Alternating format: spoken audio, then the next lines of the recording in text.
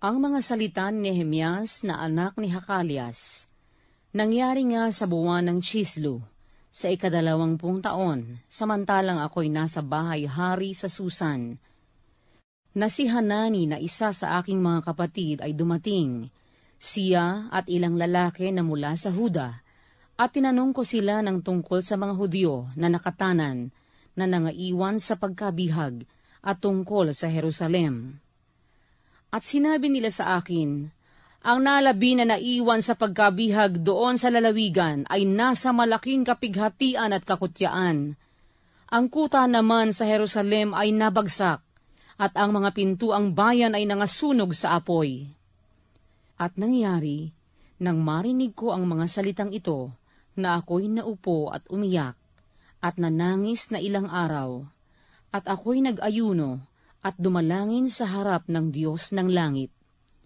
At nagsabi, aking idinadalangin sa iyo, O Panginoon, na Diyos ng langit, na dakila at kakilakilabot na Diyos, na nag-iingat ng tipan at kaawaan sa nagsisiibig sa Kanya, at nangag-iingat ng Kanyang mga utos.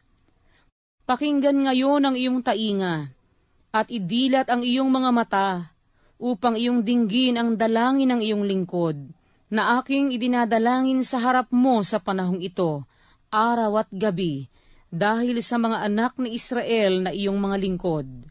Habang aking ipinahahayag ang mga kasalanan ng mga anak ni Israel, na aming ipinagkasala laban sa iyo.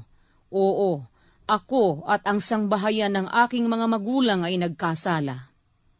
Kami ay lubhang nagpakahamak laban sa iyo, at hindi nangag-ingat ng mga utos, o ng mga palatuntunan man, o ng mga kahatulan, na iyong iniyutos sa iyong lingkod na kay Moises. Alalahanin mo, isinasamo ko sa iyo, ang salita na iyong iniutos sa iyong lingkod na kay Moises, na sinasabi, kung kayo'y magsisalangsang, aking pangangalatin kayo sa lahat na bayan. Ngunit, kung kayo'y magsibalik sa akin, at ingatan ninyo ang aking mga utos at gawin, bagaman ang nangatapon sa inyo ay nasa kaduluduluhang bahagi ng mga langit, aking ngang pipisanin sila mula roon, at dadalhin ko sila sa dakong aking pinili upang patahanin doon ang aking pangalan.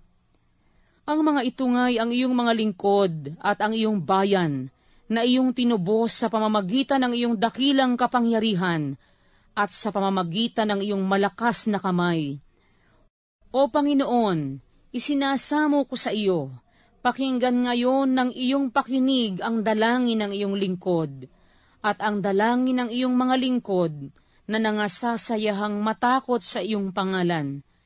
At paginhawahin mo, isinasamo ko sa iyo ang iyong lingkod sa araw na ito, at pagkalooban mo siya ng kaawaan sa paningin ng lalaking ito. Ngayoy tagahawak ako ng saro ng hari.